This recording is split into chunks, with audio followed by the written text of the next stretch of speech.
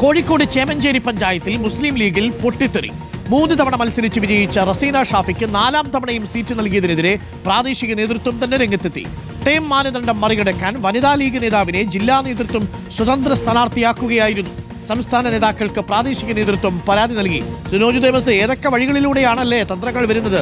Term നിബന്ധന മറികടക്കാൻ വേണ്ടി സ്വതന്ത്രയായി നിർത്തിക്കൊണ്ടാണ് ലീഗിലെ ചില നേതൃത്വം ഈ കളി കളിച്ചിരിക്കുന്നത്. അത് പ്രാദേശിക നേതൃത്വത്തിന് ബോധ്യപ്പെട്ടിരിക്കുന്നു. വലിയ എതിർപ്പാണോ പ്രാദേശിക തലത്തിൽ? സുനോജ്.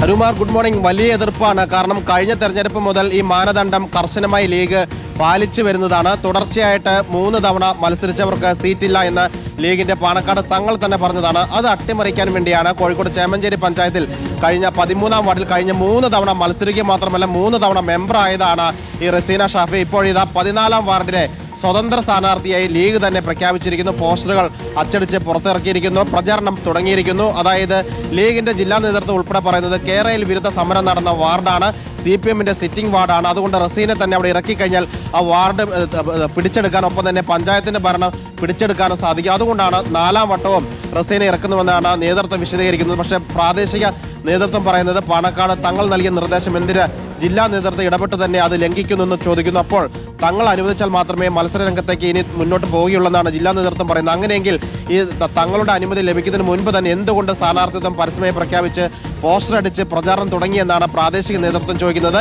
ഇതിനൊരു അനുമതി നൽകി കഴിഞ്ഞാൽ ഇതേ കീഴ്വഴക്കം വെച്ചുകൊണ്ട് തന്നെ മറ്റ് തദ്ദേശ സ്ഥാപനങ്ങളിലും സമാനമായ രീതിയിൽ ഈ ടൈം മാനദണ്ഡം മറികടക്കാൻ പ്രാദേശിക നേതൃത്വം ശ്രമിക്കാനുള്ള സാധ്യതയുണ്ട്. അതുകൊണ്ട് മുളയിലെ തന്നെ ഇത് നുള്ളിക്കളയണമെന്നാണ് പ്രാദേശിക നേതൃത്വം മാത്രമല്ല ജില്ലാ നേതൃത്വത്തിലെ ഒരു വിഭാഗവും ആവശ്യപ്പെടുന്നത്. കാരണം ലീഗ് നേതൃത്വം കർശനമായി പാലിക്കണമെന്ന് നൽകിയ ഒരു ടൈം മാനദണ്ഡമാണ് കോഴിക്കോട് ചേമഞ്ചേരി പഞ്ചായത്തിൽ അട്ടിമറിക്കാനുള്ള ശ്രമം നടത്തിയിരിക്കുന്നത്. അതിന് സ്വതന്ത്ര UDF സ്ഥാനാർത്ഥി എന്നൊരു പേരാണ് അവർ ചാർത്തിയിരിക്കുന്നത്. അരുകുമാർ, സുനോജാണ് വിവരങ്ങൾ നൽകിയത്.